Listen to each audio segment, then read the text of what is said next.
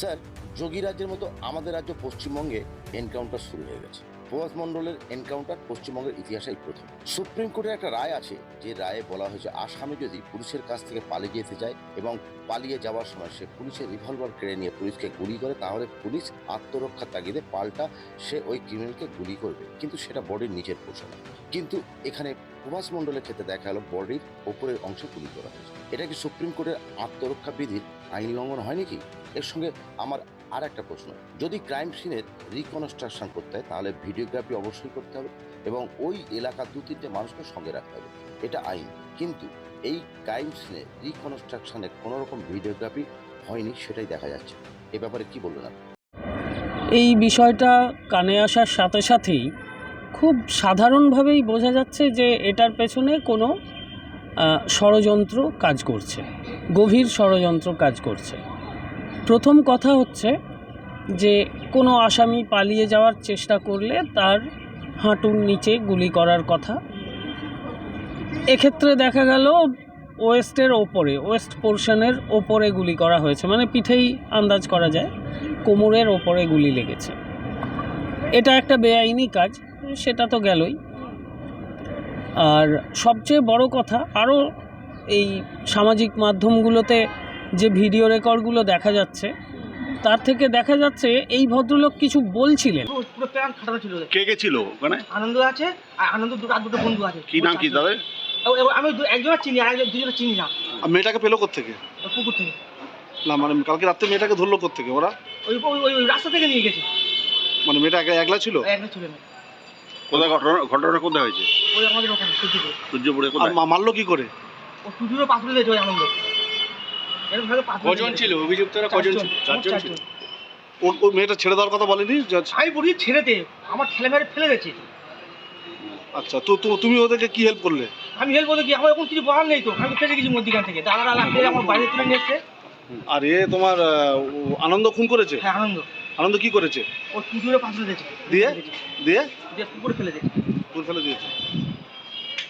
মানে এই ব্যক্তি বেশ কিছু ইনফরমেশন দিচ্ছিলেন যে অমুক করেছে, ঠিক বোঝা যাচ্ছে না, কিন্তু বোঝা যাচ্ছিল উনি যেন অনেক কিছু জানেন, উনি অনেকের নাম বলে দিতে পারেন, তো উনি বলছিলেনও। তারপরেই খবর পাওয়া গেল যে রিকনস্ট্রাকশন করার জন্য ওনাকে রাত্রি 12:45, মানে মাঝরাত পার করে অন্ধকারে ভিডিওগ্রাফি না করে, কোনো সাক্ষী না রেখে একা একা নিয়ে যাওয়া হলো এবং গিয়ে শ্যুট আউট করে ফেলে দিয়ে আসা হলো। বিষয়টা এরকমই দাঁড়াচ্ছে। এটা সম্পূর্ণ বেআইনি, কোনো পুলিশের ক্ষমতা নেই এই কাজ করার। আমাদের দেশে একটা সংবিধান আছে, সেই সংবিধান মেনে সবাইকেই চলতে হয়। যে চাকরি করবেন তিনি পুলিশেরই চাকরি করুন আর জজ সাহেবেরই চাকরি করুন, সংবিধানটা মেনে চলতে হবে। মুশকিলটা হচ্ছে এটাই যে এখানে কেউ সংবিধানের যে ধারাগুলো সেগুলো কেউ মাথাতেই রাখছে না। অদ্ভুতভাবে দেখা যাচ্ছে যে পুলিশ যখন যে সরকারে থাকছে তার চাটুকারিতা করার মতো একটা জায়গায় চলে যাচ্ছে। আর একটা বড় ইনফরমেশন আজ সকালবেলাই আমার চোখে পড়ল, সেটা হচ্ছে যে গুলি যে চালানো হয়েছে সেই গুলিটা চলেছে, যে মানে যাকে গুলি করা হয়েছে তার বডিতে কোনো গুলি ভেতরে ঢুকে নেই।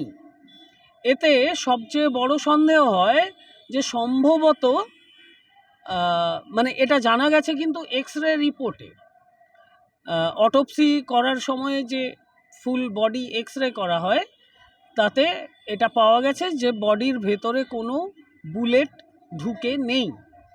তার মানে ওনাকে খুব কাছ থেকে গুলি করা হয়েছে। আমরা যে ভার্সনটা শুনেছিলাম তাতে কি শুনেছিলাম, যে উনি নাকি সার্ভিস রিভলভার ছিনিয়ে নিয়ে পালাচ্ছিলেন।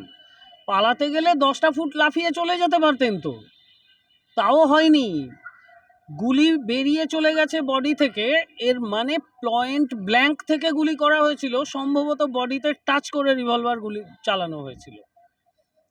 এগুলো সবই সন্দেহ, যদিও সবই ইনভেস্টিগেশন সাপেক্ষে প্রমাণিত হবে, সেগুলো পরে পাওয়া যাবে।